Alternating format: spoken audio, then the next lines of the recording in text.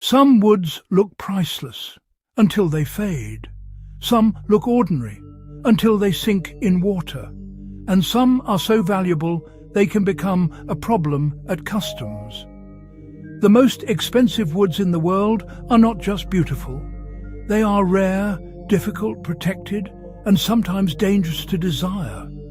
But the strangest part is this: the most valuable wood may begin as a wound inside a tree. The first step on the ladder is colour. Purpleheart looks almost artificial, as if the tree ignored every rule of nature. Freshly cut, it can glow with a deep purple tone that makes ordinary wood look boring. But that is also the trap. Over time, the colour often darkens and becomes less shocking. Then there is Padauk, a wood that can look bright red-orange when fresh.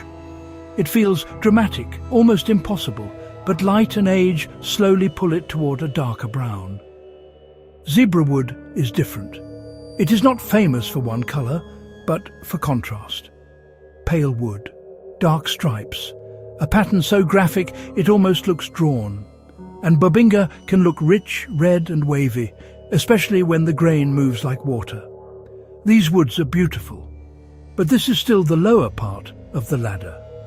They look expensive because they are loud, purple, red, striped, wavy. But beauty is only the beginning. Then the ladder gets heavier. Some woods do not impress you with colour. They impress you when you try to lift them. Desert Ironwood grows in harsh, dry landscapes, and the name feels almost literal. It is dense, heavy, and tough, the kind of wood that feels closer to metal than timber. Lignum Vitae goes even further. It is one of the legendary heavy woods, dense, oily, and historically useful not only for decoration, but for engineering. Its natural oils and hardness made it useful in places where ordinary wood would fail.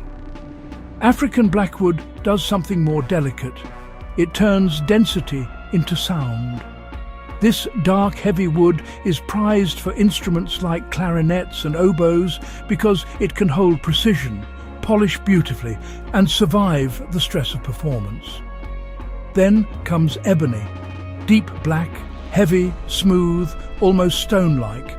For centuries, people wanted ebony because it seemed to erase the boundary between wood and luxury. By this point, the story has changed. Expensive wood is no longer just about what the eye sees. It is about weight, touch, sound, and resistance. But the strangest woods are not perfect. They are damaged, bent, buried, scarred. Snakewood gets its value from a pattern that looks almost alive.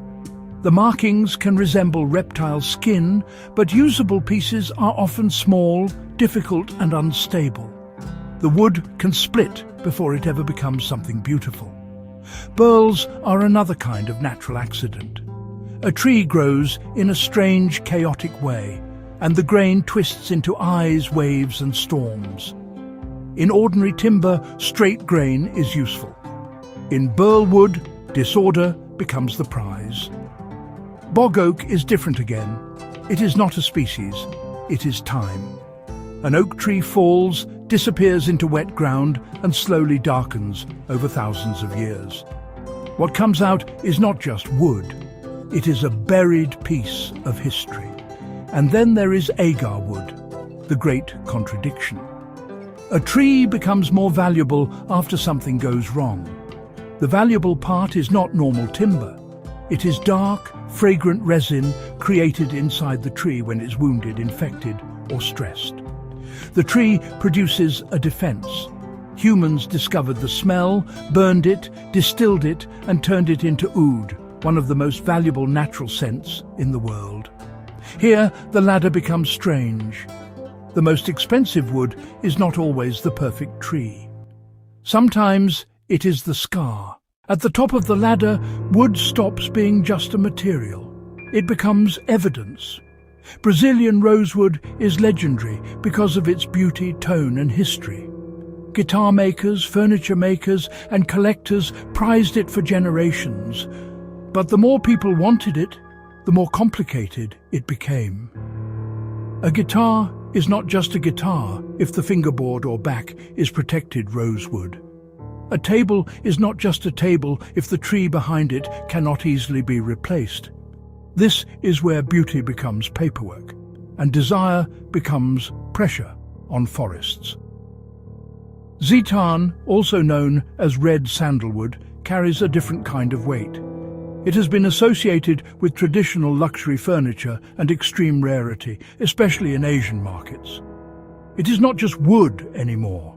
It is status, history, and scarcity compressed into a dark red material. The same pattern appears again and again. Ebony became desirable for blackness. Rosewoods became desirable for tone and figure. Agarwood became desirable for scent. And once a forest product becomes a luxury symbol, the forest becomes a target. That is the moral tension at the heart of this story. We admire these woods because they are rare. But rarity is also what puts them in danger. The most expensive woods are not expensive for one reason. Some are colourful, some are heavy, some are musical, some are ancient, some are fragrant, and some are protected because humans wanted them faster than nature could grow them back. The most expensive wood is not always the rarest tree.